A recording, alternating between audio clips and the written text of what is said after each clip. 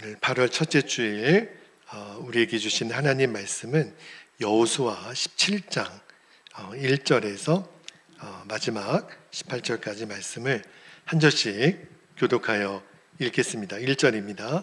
므낫세 지파를 위하여 제비 뽑은 것은 이러하니라. 므낫세는 요셉의 장자였고 므낫세의 장자 마길은 길르앗의 아버지라. 그는 용사였기 때문에 길르앗과 바산을 받았으므로 므낫세의 남은 자손을 위하여 그들의 가족대로 제비를 뽑았는데 그들은 곧 아비에셀의 자손과 헬렉의 자손과 아스리엘의 자손과 세겜의 자손과 헤벨의 자손과 스미다의 자손이니 그들의 가족대로 요셉의 아들 므낫세의 남자 자손들이며 헤벨의 아들 길르앗의 손자 마길의 증손 므낫세의 현손 슬로브앗은 아들이 없고 딸뿐이요 그 딸들의 이름은 말라와 노아와 호글라와 밀가와 다르사라. 그들이 제사장 엘르아살과 눈의 아들 여호수아와 지도자들 앞에 나와서 말하기를 여호와께서 모세에게 명령하사 우리 형제 중에서 우리에게 기업을 주라 하셨다 하매 여호와의 명령을 따라 그들에게 그들의 아버지 형제들 중에서 기업을 주므로 5절 요단 동쪽 길르앗과 바산 외에 므낫세에게 10분깃이 돌아갔으니 므낫세의 여자 자손들이 그의 남자 자손들 중에서 기업을 받은 까닭이었으며 길르앗 땅은 므낫세의 남은 자손들에게 속하였더라. 므낫세의 경계는 아셀에서부터 세겜 앞 믹무다까지이며 그 오른쪽으로 가서 엔다프와 주민의 경계에 이르나니 다프아 땅은 므낫세에게 속하였으되 므낫세의 경계에 있는 다프아는 에브라임 자손에게 속하였으며 9절 또 그 경계가 가나 시내로 내려가서 그 시내 남쪽에 이르나니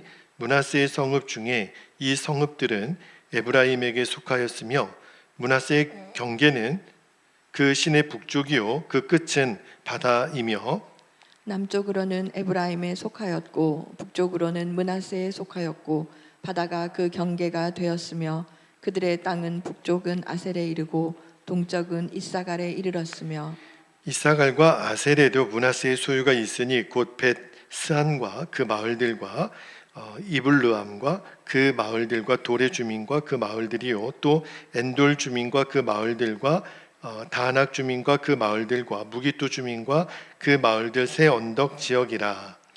그러나 므낫세 자손이 그 성읍들의 주민을 쫓아내지 못하매 가나안 족속이 결심하고 그 땅에 거주하였더니 이스라엘 자손이 강성한 후에야 가나안 족속에게 노역을 시켰고 다 쫓아내지 아니하였더라. 요셉 자손이 여호수아에게 말하여 이르되 여호와께서 지금까지 내게 복을 주심으로 내가 큰 민족이 되었거늘 당신이 나의 기업을 위하여 한 제비 한 분깃으로만 내게 주심은 어찌함이니까 하니 여호수아가 그들에게 이르되 내가 큰 민족이 되므로 에브라임 산지가 너에게 너무 좁을진데 브리스 족속과 르바임 족속의 땅 삼림에 올라가서 스스로 개척하라 하니라. 요셉 자손이 이르되 그 산지는 우리에게 넉넉하지도 못하고 골짜기 땅에 거주하는 모든 가나안 족속에게는 베스안과 그 마을들에 거주하는 자이든지 이스라엘 골짜기에 거주하는 자이든지 다 철병거가 있나이다 하니 17절 여호수아가 다시 요셉의 족속 곧 에브라임과 므낫세에게 말하여 이르되 너는 큰 민족이요 큰 권능이 있은즉 한 분깃만 가질 것이 아니라 그 산지도 내 것이 되리니 비록 삼림이라도 내가 개척하라 그 끝까지 내 것이 되리라. 가나안 족속이 비록 철병거를 가졌고 강할지라도 내가 능히 그를 쫓아내리라 하였더라. 아멘. 하나님 말씀입니다. 모두 자리에 앉겠습니다. 자, 우리 여호수아 주일 강의 말씀이 17장으로 들어갑니다. 16장은 왜 안 하세요, 목사님? 16장하고 17장이 사실은 붙어 있어요. 요셉 지파, 이제 므낫세 에브라임 지파에게 땅을 분배하는 말씀인데 16절 말씀, 17장 말씀 각각 연결되어 있어서 17장 말씀으로 오늘 주신 은혜를 나누도록 하겠습니다. 제가 지난 금요 성령 집회 때 기도줄과 함께 믿음줄을 함께 붙잡으라는 말씀을 전했어요. 동일한 맥락에서 우리가 오늘 하나님이 우리에게 은혜를 주시잖아요. 근데 그 은혜도 은혜가 되려면 우리가 믿음으로 반응해야 됩니다. 그러니까 은혜도 하나님은 무조건 주시지만 그러나 그 은혜도 내가 취할 수 있는 것은 믿음으로 반응을 해야 돼요. 만약에 우리 가운데 지금 하나님의 은혜는 너무 풍성한데 내가 지금 마음이 심령이 메마르고 또 마음이 두렵고 답답하다면 이유는 하나예요. 내가 하나님 내게 주신 은혜를 믿음으로 붙잡고 있지 못하기 때문에 그렇습니다. 오늘은 읽은 이 여호수아 17장이 그 사실을 우리에게 보여주는 중요한 말씀인데 오늘 읽지는 않았지만 여호수아 16장 또 오늘 읽은 17장 다 요셉 지파에게 땅을 분배하는 장면이 나오는데 오늘 두 부류의 신앙의 사람들이 등장해요. 어떤 믿음이 등장하냐면 하나는 약속을 바라보는 믿음이 나오고 또 하나는 현실만 바라보는 믿음이 나와요. 그러니까 우리들의 믿음이 딱 둘로 나눠져요. 하나님이 내게 주신 약속을 바라보는 믿음, 늘 내 현실만 바라보는 믿음. 사실은 믿음이 없는 거죠. 근데 오늘 본문의 주인공으로 나오는 이 요셉 자손들은요, 성경에서 가장 많은 은혜를 받은 사람들이에요. 그런데 오늘 본문에 가장 적게 은혜를 누린 사람으로, 은혜는 많이 받았어요. 근데 그 은혜를 누리지 못한 사람으로 등장하는데 오늘 이 말씀이 우리의 정말 속사람을 비춰주는 거울이 되기를 축복합니다. 오늘 말씀을 준비하면서 주신 은혜를 나누겠는데 첫 번째는 주신 말씀의 진리는 하나님은 이미 우리에게 충분한 은혜를 주셨다는 거예요. 자, 요셉의 두 아들이 있는데 오늘 17장은 므낫세 지파 족속에게 쭉 기업을 분배하는데 먼저 눈여겨볼 것은요, 하나님이 굉장히 공평하고 세밀하게 기업을 나눠주세요. 특히 제가 어디에서 은혜를 받았냐면 3절에서 6절까지 쭉 말씀을 읽어보면 슬로브앗의 5딸 이야기가 등장해요. 여러분, 우리나라도 유대 사회도 가부장적이고 또 아들 중심으로 이렇게 대가 이어지잖아요. 근데 여기 아들이 없는 집안은 기업을 잇기가 너무 어려워요. 근데 하나님이 이미 모세를 통하여 말씀하셨거든요. 아들이 없는 집도 딸들에게 기업을 주라. 그래서 여기 말라, 노아, 호글라, 밀가, 디르사 다 동일하게 기업을 받아요. 뭘 말하는 거죠? 하나님이 우리에게 주신 은혜는 어느 누구도 소외되거나 예외가 없다는 거예요. 아주 작은 사람, 아주 연약한 사람, 그 사람도 하나님은 다 기억하세요. 은혜가 그거예요. 여러분, 우리가 하나님을 기억하기 전에 하나님이 우리를 기억하신 거거든요. 우리가 여러분 예수님을 먼저 찾아갔습니까? 아니에요. 예수님이 우리를 먼저 찾아오셔서 우리를 사랑하시고 우리를 택하시고 구원하신 거잖아요. 우리가 은혜 찬양 있죠. 모든 것이 은혜, 당연한 것 하나 없으니 모든 것이 은혜. 맞아요. 모든 것은 다 하나님의 은혜입니다. 그런데 참 우리 마음의 속성이 희한해요. 왜 받은 은혜는 감사하지 못하고 받지 못한 것을 자꾸 우리는 불평할까? 이스라엘 백성들이 그랬거든요. 이스라엘 백성들이 광야를 지나오는 동안 하나님 매일 만나를 먹이셨잖아요. 그런데도 고기 없다고 불평하고 반석에서 물을 마시면서도 맨날 애굽으로 돌아가자고 그렇게 하나님 속을 긁어요. 은혜를 많이 받을수록 감사가 커져야 되는데 어느 순간에 그 은혜가 당연하게 여겨지면 우리 안에 감사가 사라져요. 그리고 불평만 남습니다. 그래서 사도 바울이 그런 우리의 자신을 너무 잘 알고 있기 때문에 데살로니가 전서 5장 18절에 뭐라고 말씀하시죠? 같이 읽어볼까요? 시작. 범사에 감사하라. 이것이 그리스도 예수 안에서 너희를 향하신 하나님의 뜻이니라. 왜 그럴까요? 여러분, 감사는 은혜를 기억하는 사람만 할 수 있는 게 감사예요. 아니, 은혜를 기억하지 못하는데 뭐가 감사해요? 당연한 거지. 이거는 당연한 거지.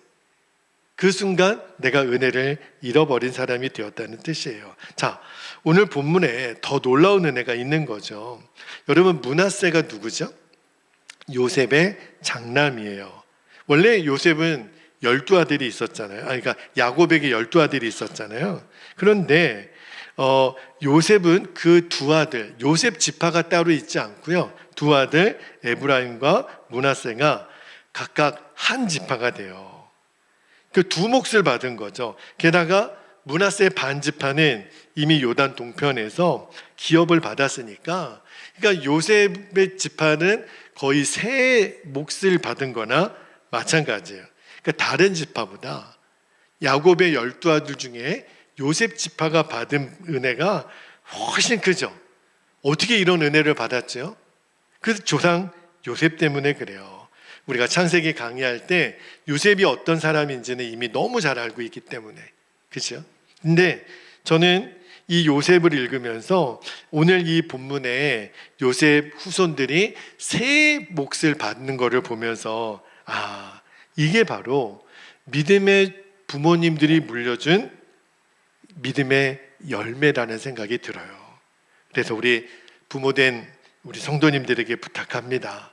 요셉과 같이 우리 자녀들에게 내가 돈은 물려주지 못해도, 집은 물려주지 못해도 믿음은 물려주리라. 하나님을 경외하는 마음은 물려주리라. 기도를 물려주리라. 예배를 물려주리라. 그렇게 귀한 신앙의 유산을 물려주는 부모님 되시기를 축복합니다. 자, 그런데 그렇게 세 몫이나 되는 은혜를 요셉 후손들이 받았잖아요. 그런데 그렇게 큰 은혜를 받았으면 아주 감사할 줄 알았는데 오히려 가장 많이 불평하는 대상으로 등장해요. 이게 뭘 말하는 거죠? 은혜를 많이 받았다고 그 사람의 믿음도 좋은 게 아닌 거를 성경은 말해줘요. 그러니까 은혜를 받은 것과 은혜를 누리는 게 달라요. 진짜 은혜를 누리는 사람이 믿음이 좋은 사람. 은혜를 많이 받았는데도 여전히 불평하고 왜 이것밖에 안 주냐고 그러고, 그죠?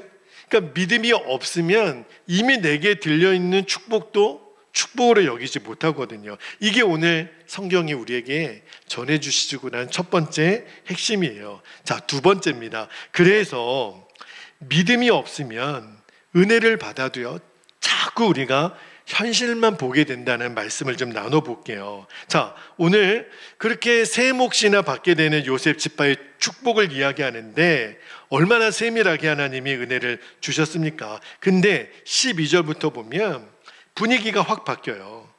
사람들이 갖고 있는 믿음의 한계가 적나라하게 드러납니다. 자, 12절을 한번 볼까요? 12절에 그러나 므낫세 자손이 요셉의 후손들이죠. 그 성읍들의 주민을 쫓아내지 못하며 가나안 족속이 결심하고 그 땅에 거주하였더니, 그렇게 나와요. 자, 땅은 줬는데 이 므낫세, 요셉의 후손 중에 그 므낫세 지파의 사람들이 그 성읍들의 주민들을 쫓아내지 못했다. 힘이 부족해서 실패한 것이 아니에요. 여러분, 여호수아서를 우리가 그동안 읽어왔잖아요. 하나님은 여러 번 약속하셨거든요. 내가 너희 앞에서 그들을 쫓아내겠다. 너희와 함께 하겠다. 그 땅을 다 너희에게 주겠다. 약속하셨는데 문제는 하나님이 주시지 않은 게 아니에요. 그 약속을 믿고 끝까지 순종하지 않는 게 문제입니다. 이스라엘은요, 처음에는 잘 싸웠어요. 근데 점점 현실 앞에서 타협하기 시작합니다. 자꾸 가나안 족속을 다 몰아내지 않아요. 그리고 뭘 어떻게 하냐면 13절에 보니까 일을 시킵니다. 자, 13절 볼게요.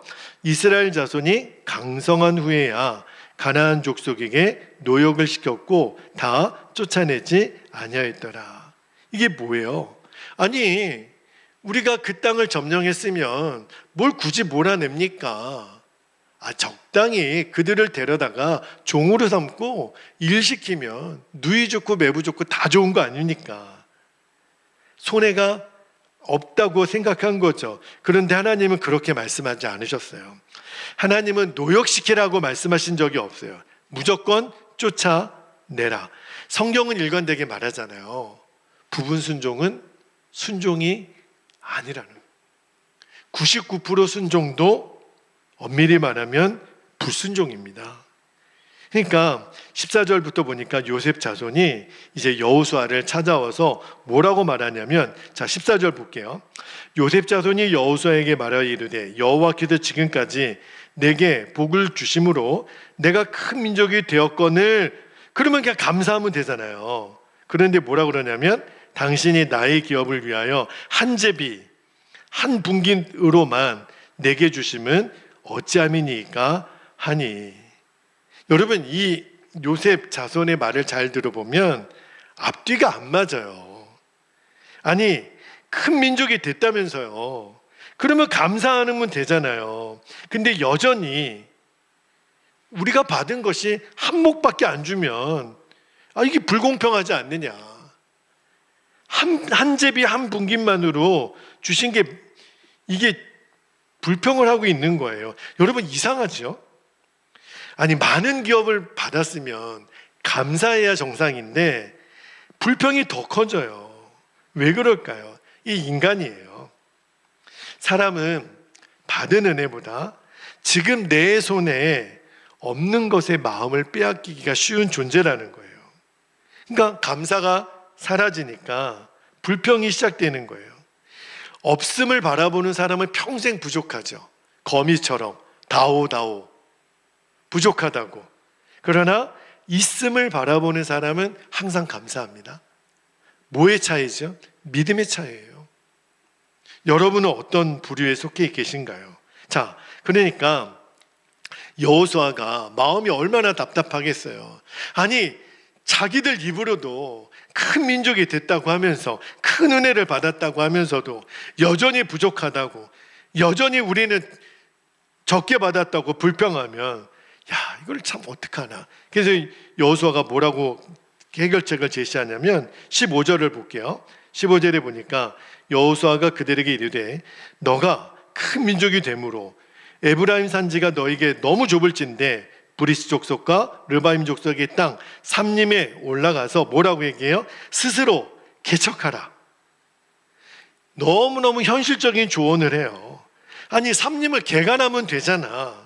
아직 점령하지 않은 땅을 차지하면 되잖아. 그러니까 그 이야기를 듣고 요셉 후손들이 뭐라고 변명하냐면 16절을 볼게요. 16절에 보니까 요셉 자손이 이르되 그 산지는 우리에게 넉넉하지도 못하고 골짜기 땅에 거주하는 모든 가나안 족속에게는 베스안과 그 마을들에 거주하는 자이든지, 보세요, 이스라엘 골짜기에 거주하는 자이든지 다 뭐라고 얘기하냐면 다 철병거가 있나이다.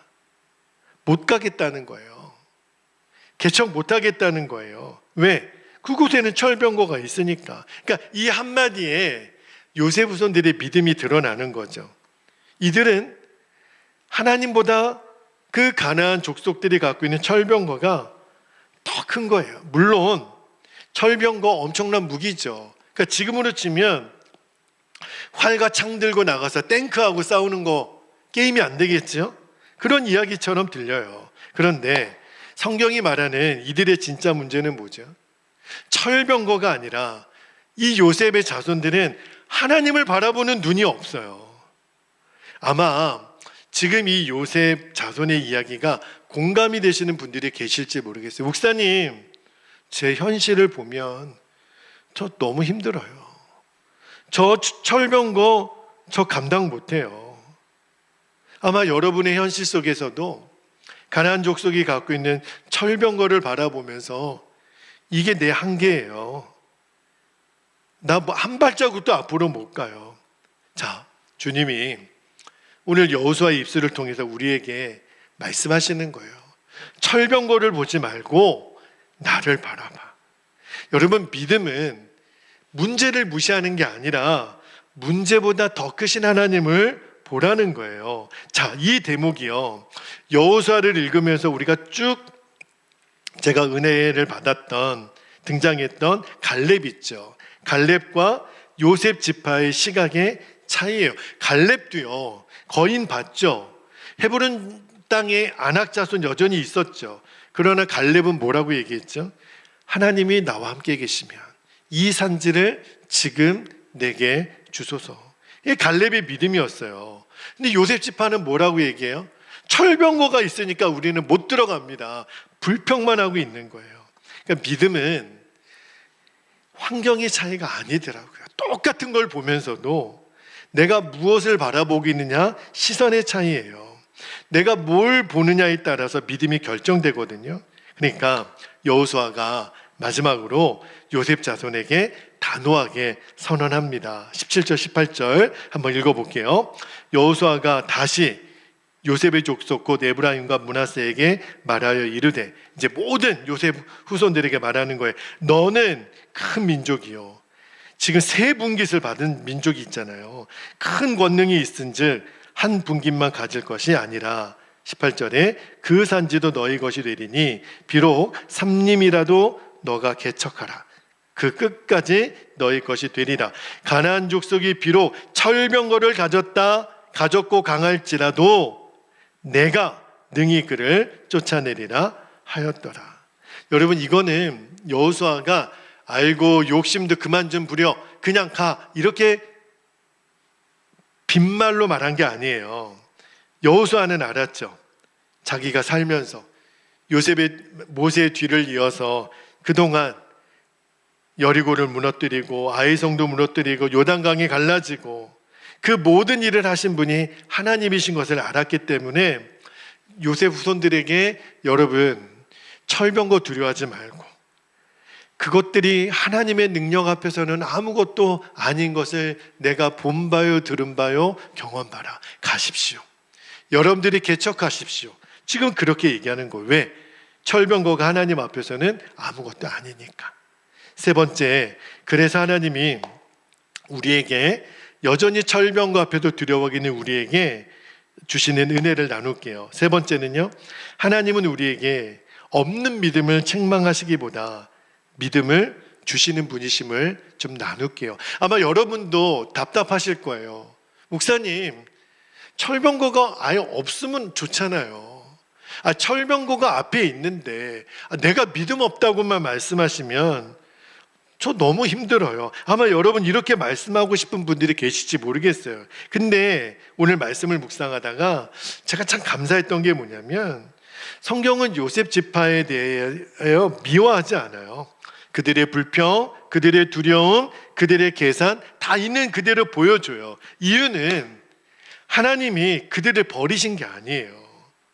우리 역시 그런 사람들인 것을 하나님 말씀하시는 거예요. 제가 여호수아 17장의 말씀을 읽다가 참 요셉 지파는 어떻게 욕심이 끝도 없냐? 새 분깃을 받았으면 감사한 줄 알아야지. 이렇게 처음에는 저도 막 비난의 화살을 날리고 싶다가 말씀을 읽으면 읽을수록 이게 내 모습이구나, 이게 나구나, 그런 마음이 들어요. 주신 은혜 감사하지 못하고 없는 것 때문에 또 불평하고. 근데 중요한 건 뭐냐면 그런 우리를 하나님이 포기하지 않으시다는 거예요. 여호수아는 요셉 지파 후손들을 정죄하지 않고 믿음을 계속 심어줘요. 17절 말씀을 다시 한번 볼까요? 17절에 너는 큰 민족이요 큰 권능이 있은즉. 여러분 너무 놀랍잖아요. 지금 두려워하고 불평하고 믿음 없는 그 요셉의 후손들에게 여호수아가 왜 이렇게 믿음이 없냐 꾸짖지 않아요. 오히려 요셉 지파 후손들이요, 여러분은 큰 민족 아닙니까? 여러분은 큰 권능이 있지 않습니까? 왜 그럴까요? 여호수아는 사람을 본 게 아니에요. 하나님이 주신 약속을 본 거예요. 하나님이 함께 하시는 사람들은 이미 강한 백성이에요. 왜? 하나님이 싸우시면 이길 거니까. 그러니까 여호수아는 현실을 바라본 게 아니라 하나님의 시선으로 그들을 바라본 거죠. 이게 하나님이 우리를 바라보시는 방법이에요. 우리는 늘 그렇죠. 목사님, 제가 믿음이 연약해요. 기도도 잘 못해요. 늘 넘어져요. 그런데 하나님은 그런 여러분에게 뭐라고 말씀하실까요? 아니야. 너는 큰 민족이야. 너에게는 큰 권능이 있어. 이유는 우리 안에 계신 예수님 때문에 그래요. 그래서 네 번째 주시는 진리를 나눌게요. 믿음은 언제 우리에게 생기고 자라나? 내가 그 큰 권능과 능력의 원천이신 예수님 안에 거할 때 내 믿음이 자라는 거예요. 예수님이 요한복음 15장 5절에 보면 제자들에게 이렇게 말씀하셨죠. 한번 볼게요. 나는 포도나무요, 너희는 가지라. 그가 내 안에, 내가 그 안에 거하면 사람이 열매를 많이 맺나니 나를 떠나서는 너희가 아무것도 할 수 없습니다. 늘 말씀드리지만 여러분, 열매는 가지가 맺는 게 아니에요. 우리는 착각하죠. 열매가 가지에 매달려 있으니까. 아니에요. 가지가 맺는 거 아니에요. 열매는 가지가 할 일은 나무에 붙어 있기만 하면 돼요. 그 생명의 원천이 흘러나와서 자연스럽게 열매는 맺혀지듯이 주님이 뭘 말하는 거냐면 믿음은 우리가 만들어내는 게 아니에요. 뭔가 열심히 하고 결심한다고 내 안에 믿음이 자라는 게 아니라 믿음은 내가 예수님 안에 거할 때, 내가 예수님과 동행할 때 믿음이 자란다는 거예요. 그래서 예수님이 요한복음 7장 38절에 뭐라고 말씀하셨냐면 나를 믿는 자는 성경의 이름과 같이 그 배에서 생수의 강이 흘러나오리라. 여기서 생수는 성령님이죠. 그러니까 성령님이 우리 안에 거하시면 우리의 삶이 달라지는 거예요. 우리 안에 담대함이 생기고 원망이 떠나가고 감사가 생기고 절망이 떠나가고 소망이 생기고 우리가 성격이 좋아서가 아니라니까요. 예수님께서 우리 안에서 살아 역사하시니까 할렐루야. 그래서 갈라디아서 2장 20절에 바울이 너무 분명하게 이 사실을 설명하잖아요. 자, 갈라디아서 2장 20절 이제는 내가 사는 것이 아니요 오직 내 안에 그리스도께서 사시는 것이라. 믿음은 내가 주님 안에, 주님이 내 안에 거하신다는 사실을 진짜 믿고 누리는 것. 이게 복음이에요. 그러니까 신앙의 중심은요, 내가 얼마나 잘 믿느냐가 아니에요. 예수님이 내 안에 계신다. 이것만 분명하면 돼요. 내가 약하죠. 맞아요. 그러나 내 안에 계신 예수님은 강하세요. 나는 흔들리죠. 그러나 내 안에 계신 예수님은 안 흔들리세요. 나는 부족하죠. 근데 내 안에 계신 예수님은 안 부족하세요. 그러니까 믿음의 근거는 내가 아니라 예수님. 그러니까 이 시선이 바뀌는 게 믿음이에요. 그래서 히브리서 12장 2절에 뭐라고 고백합니까? 믿음의 주요 또 온전하게 하시는 이인 예수를 바라보라. 예수를 바라보라. 여러분, 성경은 너의 믿음이 아니라 예수님을 바라보라는 거예요. 왜? 우리의 믿음을 자라게 하시는 분은 예수님이시니까. 어떤 분이 그래요. 목사님, 너무 힘들어서, 너무 고난이 많아서 내가 믿음을 잃었다고. 죄송하지만 입은 삐뚤어져도 말은 바로 하라고. 힘든 일이 있어서 내가 믿음을 잃어버린 거 아니에요. 고난이 와서 내가 믿음 잃어버린 거 아니에요. 뭐죠? 그 고난이 내가 원래 믿음 없음을 드러내는 것 뿐이에요. 고난이 내 믿음 빼앗은 게 아니라 원래 내 안에 있는 믿음의 상태를 드러낸 거예요. 광야가 이스라엘 백성의 상태를 드러낸 거예요. 골리앗이 사울과 다윗의 믿음의 차이를 드러낸 거예요. 십자가가 예수님의 제자들의 믿음을 드러낸 겁니다. 그러니까 어려움이 오죠. 시험이 들죠. 그때 내 믿음의 실체가 드러나는 거예요. 내가 지금까지 무엇을 믿고 살아왔는지. 시험이 와도, 고난이 와도, 어려움이 와도 내가 정말 주님 안에 거하고 주님이 내 안에 거하는 것을 진짜 믿는 사람이라면 이렇게 반응하지 않습니다. 이제 아셔야 돼요. 내 믿음이 그렇게 대단한 믿음이 아니었어요. 그걸 드러나는 것뿐이에요. 그래서 하나님이 광야를 허락하시는 거죠. 우리를 상처 주시려는 게 아니라 시선을 바꾸라는 거예요. 하나님께로. 목회하면서 수없이 경험하게 됩니다. 평안할 때는요, 다 믿음이 좋은 것처럼 보이죠. 베드로가 목숨까지 걸었잖아요. 내가 주를 위하여 죽을지언정 주님을 배반하지 않겠습니다. 근데요, 조금만 어려움이 오면, 내 감정이 감당하지 못할 사건이 생기면 진짜 믿음이 그때 드러나는 거예요. 근데 어떤 고난이 오고 사업도 어려워지고 병이 오고 가정에 문제가 생길 때, 그때 너무너무 놀라운 거는 그 자리에서 하나님을 깊이 만난 성도님들이 나중에는 결국 가장 아름다운 간증을 하시더라고요. 그때 어려웠던 그 시간들 때문에. 뭐라고 고백들을 하시냐면, 목사님, 그때는 너무너무 힘들었는데요, 그 시간이 하나님을 가장 가까이 경험했던 시간이었어요. 여러분, 그렇게 간증할 수 있기를 축복합니다. 고난이 하나님을 멀어지게 하는 시간이 아니에요. 오히려 하나님을 가까이 이끄는 통로가 됩니다. 주님이 오늘 그래서 말씀하시는, 철병거 바라보지 말고 나를 바라봐라. 그때 믿음이 일어나는 거예요. 마지막 결론의 말씀을 나눕니다. 5번째 주셨던 말씀이 믿음이 뭘까? 현실을 부인하는 게 아니라 하나님 약속을 붙들라는 거예요. 자, 오늘 우리가 요셉 지파를 봤잖아요. 가장 큰 하나님의 사랑을 받아놓고도, 선택을 받아놓고도, 큰 기업을 받아놓고도, 근데 그들은 행복하지 않았어요. 왜요? 믿음이 은혜를 따라가지 못하니까. 이미 우리에게도 은혜는 다 주어졌는데 내 믿음이 못 따라가니까. 하나님은 내가 줬잖아 말씀하시는데 믿음이 없는 사람은 우리가 가질 수 없습니다. 하나님은 함께 하겠다고 말씀하시는데 그들은 철병거가 있잖아요. 하나님은 능히 이길 거라고 말씀하시는데 믿음이 반응하지 못하니까 못합니다. 이게 믿음 없는 사람의 특징이에요. 그러니까 믿음 없는 사람의 특징이 뭐냐면, 하나님의 말씀은 중요하지 않아요. 내 눈앞에 보이는 현실이 중요한 거니까. 내가 지금 이런데, 내 마음이 이런데, 내 형편이 지금 이런데, 하나님 말씀이 뭐야 지금?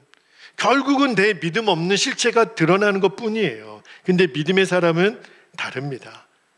모든 사람이 그렇게 반응하는 게 아니었어요. 갈렙을 얘기할게요.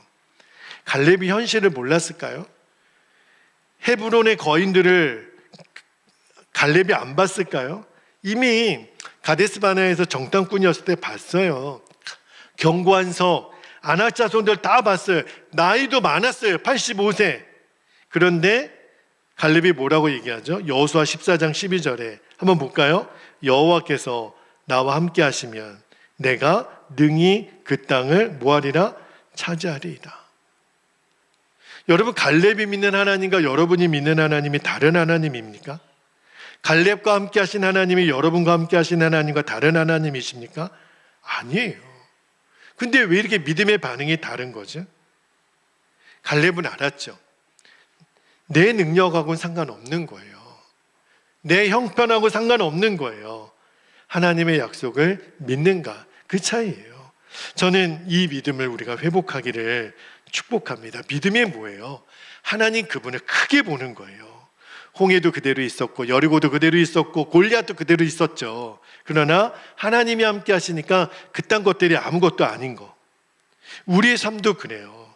지금 내가 시험 당하고 가슴 아파하고 내가 그렇게 밤잠을 설치는, 여러분 그 문제의 핵심이 뭘까요? 여러분이 어떤 마음으로 힘들어하고 어려워하고 있다고 하더라도 한번 정직하게 여러분 한번 생각해 보세요. 그게 하나님보다 큽니까? 여러분 지금 솔직하게 한번 대답해 보세요. 여러분이 갖고 있는 어떤 문제든지 하나님이 그것보다 작습니까?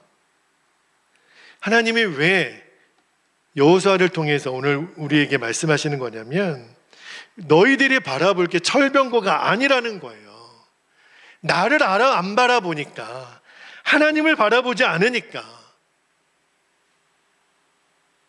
그 자리에서 안 움직이는 거죠. 환경에만 붙들려 있는 거죠.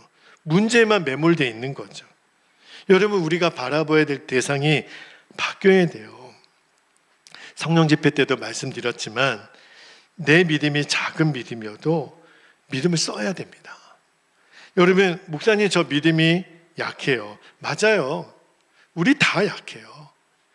그 고백이 틀린 고백은 아니에요. 그러나 거기서 멈추지 말라는 거예요. 근육도 사용해야 근육이 자라듯이 믿음도 계속 써야 돼요. 포기하면 안 돼요. 어떤 다른 사람이 하고 안 하고가 나에게 영향을 줘서는 안 돼요. 여러분, 누군가 내 구원을 결정하는 겁니까? 누군가 내 믿음을 결정하는 겁니까? 어떤 대상이 내 순종을 결정합니까? 솔직히 말해보세요. 여러분의 믿음의 근거는 어디에 있는 거죠? 여러분, 믿음을 쓰는 거예요. 은혜는 이미 주어졌지만 내가 믿음을 쓰지 않으면 그 은혜는 내게 누려지지 못한다니까요. 근데 기도하면 믿음이 자라고, 말씀에 순종하면 믿음이 자라고, 감사하면 믿음이 자라고, 예배의 자리에 나오면 믿음이 자라고, 작은 순종이라도 반복하면 하나님이 더 큰 믿음을 주시는 거예요. 다시 한번 부탁드립니다. 순종을 외면하면 안 돼요. 오늘 내 작은 순종이 내 믿음을 크게 만드는 거예요. 오늘 나의 작은 감사가, 내 작은 결단이 하나님 앞에 쓰임받는 간증을 만들어냅니다. 이제 말씀을 마무리할게요. 여러분의 눈에 철병거가 아니라 하나님이 크게 보여지기를 축복합니다. 히브리서 12장 2절 말씀처럼 믿음의 주요, 이게 무슨 말이에요? 믿음은 주님이 주시는 거예요. 또 나를 온전하게 하시는 이인 예수님을 바라보는 것. 믿음 내가 만들어내는 거 아닙니다. 예수님이 하시는 거예요. 그러니까 뭐 열심히 해야지, 그게 아니라 주님을 더 바라보고, 주님과 더 동행하고, 주님을 더 신뢰하고 순종의 자리로 나오는 거예요. 두려워하는 요셉 지파에게 주님 말씀하시기를, 자 18절 말씀 한 절만 같이 읽고 우리 함께 기도하겠는데, 같이 읽겠습니다. 시작. 가나안 족속이 비록 철병거를 가졌고 강할지라도 내가 능히 그를 쫓아내리라. 아멘입니다. 여러분, 철병거가 아니라 예수님 바라보고, 현실이 아니라 하나님의 약속을 붙드시기를, 하나님이 예비하신 그 은혜를 이제 누려야 돼요. 요셉 지파처럼 불평하지 말고 은혜가 은혜되도록 하나님 오늘 나에게 믿음의 역사를 더하소서, 그렇게 기도하고 우리가 성찬을 받도록 하겠습니다. 두 가지 기도 제목 붙잡고 우리가 기도하지요. 첫 번째는 기도 제목을 짧게 정리했어요. 현실보다 크신 예수님을 바라보는 믿음 주세요, 이렇게 기도하시고, 두 번째는 이미 내게 주신 은혜를 끝까지 믿음으로 누리도록 주님 순종하게 해주세요. 이것밖에 없어요. 여러분, 이 기도 제목을 붙잡고 이 시간 주님의 이름을 간절히 부르고 통성으로 기도하겠습니다. 주여